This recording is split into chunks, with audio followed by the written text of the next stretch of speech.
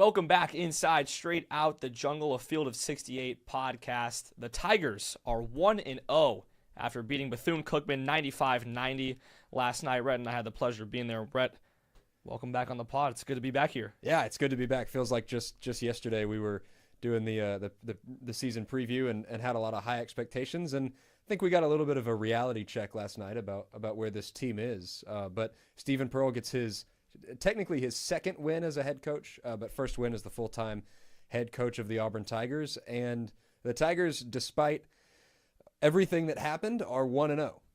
That's right. And at the end of the day, I think game one of the season, that's what matters. There was legitimate chances for Bethune-Cookman to win this game. They had multiple leads late. I believe Stephen Pearl even said they were up 3 multiple times late in that game.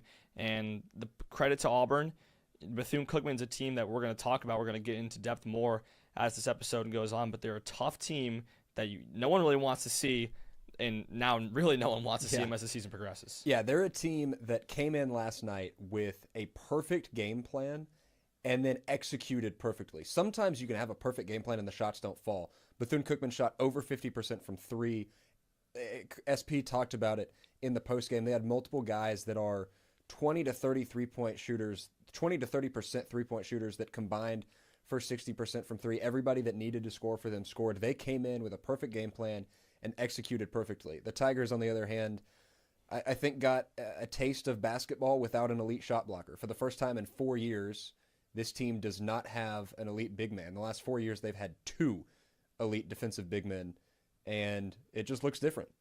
Yeah, it absolutely looks different, and Coach Pearl talked about in his post-game press conference, it is his job to be creative defensively. That's how this team is going to be successful because, like you said, there is no dominant shot blocker on this team, and there's also not going to be one. Murph is a big defensive presence, but just 1 block last night.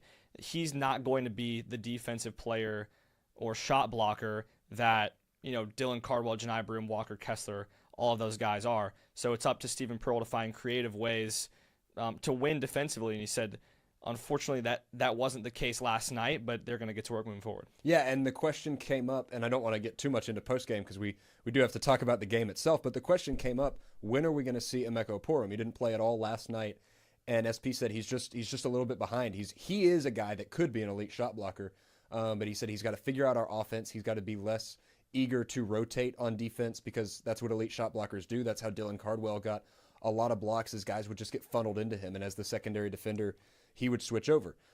So I think we could see that as the season progresses, but him talking about, SP talking about creativity on defense, I thought was key. He came in, he has been essentially the defensive coordinator for this team before being the head coach.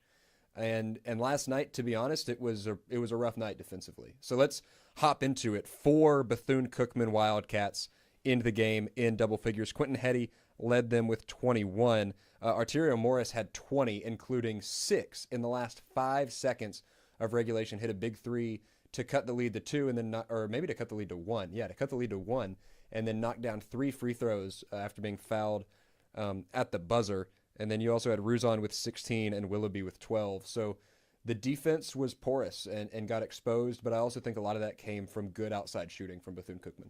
Yeah, like you said, it was great outside shooting. Any team that comes in and shoots 54% from beyond the arc, you're going to have success in the grand scheme of the game, and that's exactly what they did. Guys like Seneca Willoughby, 4 of 5 from 3. Jordan Johnson, 2 of 4. Arterio Morris, 3 of 5.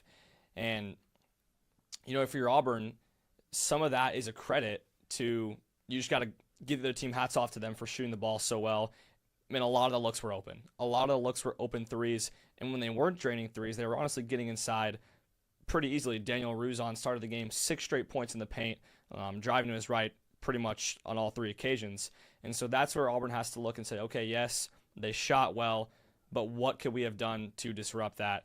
And that's where we get more into this creativity. Coach Pearl mentioned in the post game, doubling on the post. And, there's things to look at, and I think Auburn is really going to be practicing and focusing on that for their game on Thursday versus Merrimack. Yeah, one positive I can take away on defense from this game is Auburn stayed out of foul trouble, which honestly, again, with those elite shot blockers the last 3 or 4 years had been a problem. It wasn't really a problem with Walker Kessler. It was kind of the problem with Dylan Cardwell was you couldn't play him a full game because he was going to foul. He kind of had the same deal with Janai Broom last night. No Tiger had more than 3 fouls. That gets us to me one of the stories that I think is going to be a story of the season before we get into the top performers offensively is Filip Jovic, or Filip Jovic as they were saying over the PA system. Not sure which one we're going to go with for the season, but we'll we'll ask him hopefully and see what he says. Only 2 points. He did have 3 fouls. He also had a turnover. He got the nod as a starter, which I think surprised both of us a little bit. And looked like he's just a little bit surprised and still a little bit adjusting to the game being different over here than it is back in Eastern Europe. Yeah, and that's a fair thing for him to be surprised, kind of slower to gel, as he came later than all the other recruits too. So he was not only a late addition to the team, late addition to life in America in general.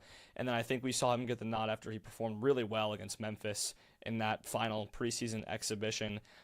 Murph, on a strict 20-minute limit. I think that's why he might not have gotten the start yesterday, but Keyshawn Murphy, I thought once he came in, man, he was good offensively. Yeah, you and I agreed with maybe 4 minutes to play that we thought Keyshawn Murphy was the best player on the court last night, at least for Auburn. Now, Keyshawn Hall did end the game as the leading scorer. A lot of that came from the free throw line, and they were earned free throws, and he is the only reason Auburn shot above 50% from the stripe. He shot 16 of 18. The rest of the Tigers combined for 55%, 11 of 20. Not a great night from the free throw line, especially in the first half. But yeah, Keyshawn Murphy was the guy last night. It felt like, and it was a surprise. I don't think, with all the guys that Auburn brought in, Keyshawn Murphy was not a guy that fans were looking at or that you and I were looking at to go and get you a bucket. I thought he and Tahad had the best chemistry of any of Tahad being the only returner. That was a really nice surprise. And he did it all around. I mean, rebounding was not as big an issue as we thought it could turn into. A couple of possessions where Auburn couldn't close with a defensive rebound, but it was fine last night. We'll see how that goes as we get into SEC play, obviously. But I thought Keyshawn Murphy, in my opinion, was probably the player of the game last night. If it is not, Sway. Sebastian Williams-Adams, one of the best debuts I can remember at Auburn.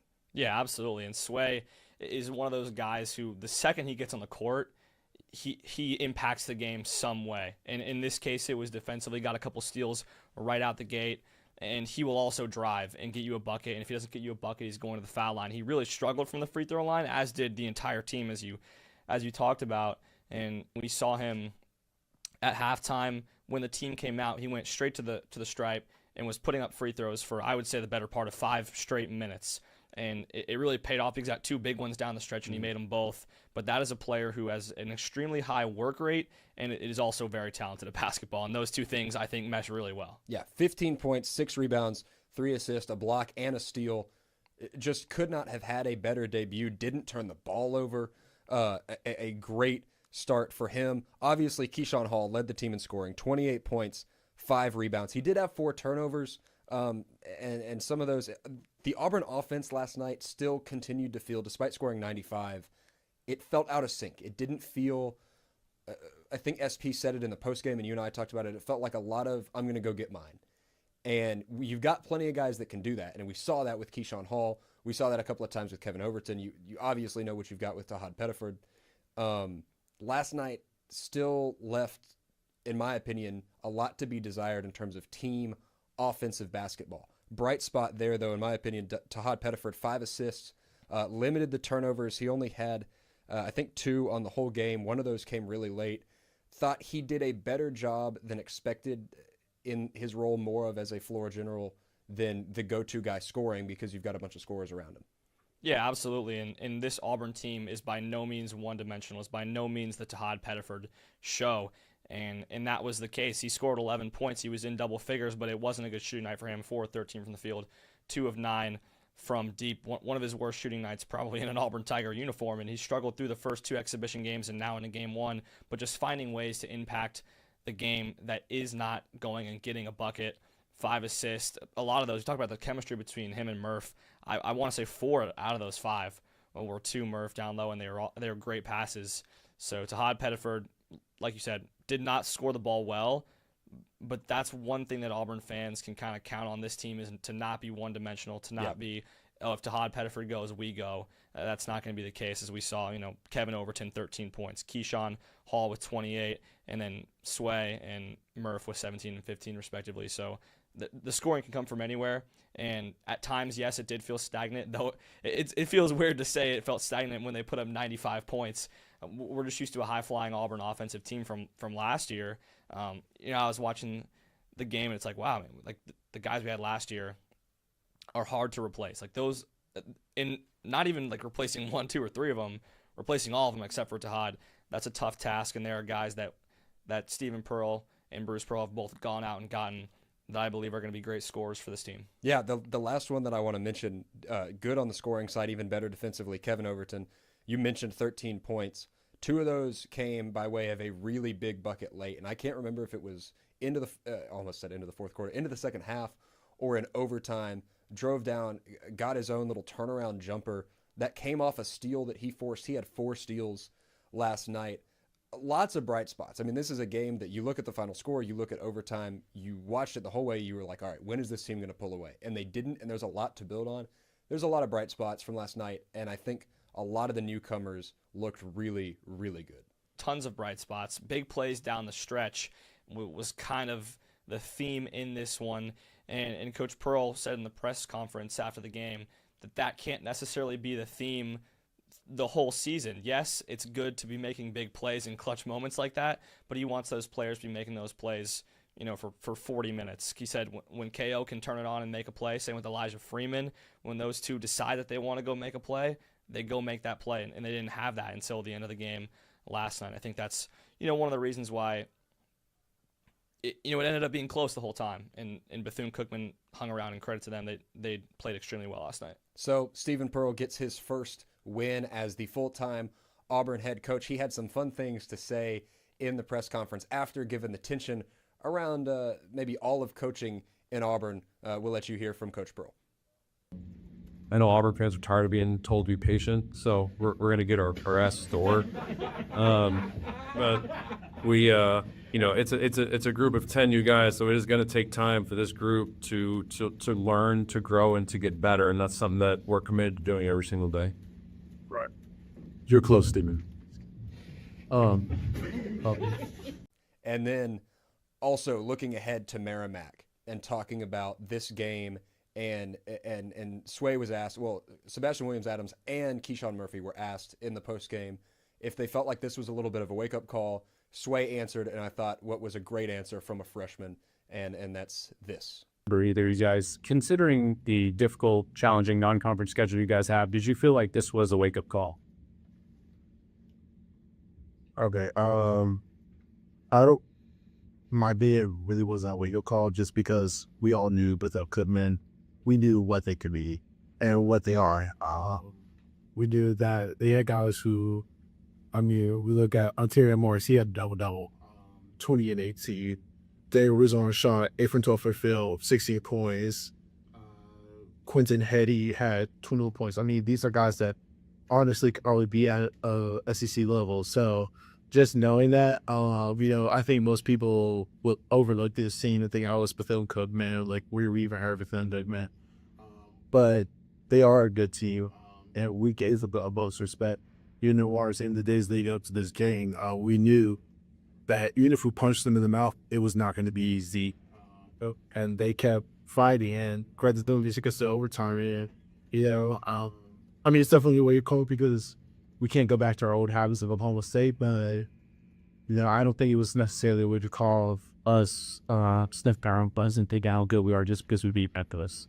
Yeah, and I think that's, like you said, a great answer from a freshman. He walked into the press conference and he was like, "Where do I say this? This is my first time." And it's crazy to think about, like, this guy's a freshman, and I felt like it was very mature of him to say the things he said about Bethune-Cookman after the game, because I felt like that really reaches the Auburn fan base. Said something along the lines of, like Bethune-Cookman, I don't even know who that is. But like Bethune-Cookman, they are a really solid team, picked to finish first in the SWAC.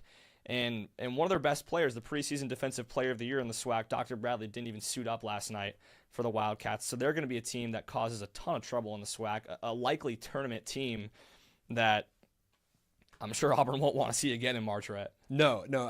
A lot of people were talking coming in about Auburn's first round matchup in the NCAA tournament last year against Alabama State, the team that won the SWAC, and Auburn I think went in feeling like they had, an easy route to the second round, and Alabama State showed up and forced Auburn to play their best basketball, and they were very slow in the first half, and they turned it around. This Bethune-Cookman team I think is even better than that team, and this is an Auburn team that, let's face it, has 9 new rotational players and is figuring a lot out. And SP told us from day one, look, the defense is not where we want it to be. It's a different defense. But I think he took a lot of responsibility for that last night, said, look, we need to be able to get creative. We need to not just let guys shoot over us. He talked about closing out with hands down. And yeah, it's a really good Bethune-Cookman team that, like Sway said, it's not a team that they were coming in overlooking. It's just a team that's really good. And Auburn didn't play their best basketball last night, and Bethune-Cookman did. I want to look ahead to Merrimack on Thursday. That game is at 7 p.m. Merrimack 0-1 right now. I want to ask you, Gehrig, specifically what you want to see Auburn do better Thursday night, and maybe one or two guys that you want to see more from. Well, I think Auburn offensively needs to play better team basketball. There's a lot of guys trying to go and get theirs, I think, especially in the first half, the final 6 minutes of the first half, and in the first 6 minutes of the second half. That's when the offense got really stagnant. Playing better team basketball, I think there was a stretch that Coach Pearl talked about where the team had 14 points or 14 buckets off of 5 assists. And that's just not a recipe for success. And so I think better team basketball, and then looking for Tahad to shoot the ball better. Those nights that he had last night, no one is really worried about right now. I think as Tahad continues to grow into the season, he will shoot the ball better. And I would love to see a little bit more from Philip Jovic as well as he continues to grow into this system, into this team, into this, living in America and life in America. I think he has a chance to be a really good player for the Tigers. He just has to continue to grow. Yeah, I want to say one thing about Philip Jovic. Went out on Halloween, I did, not Philip Jovic, and got insomnia cookies for the first time in a while, and the dude is right. They are really good. So shout out to Philip Jovic and Keyshawn Murphy for pointing us back to insomnia cookies. Auburn takes on Merrimack Thursday, November 6th at 7 p.m. That game is on the SEC Network. You will hear from us recapping that one the next day. Should be very similar to this one. I think that is it for this episode. Episode 2, first regular season episode of Straight Out the Jungle Season 2. Thank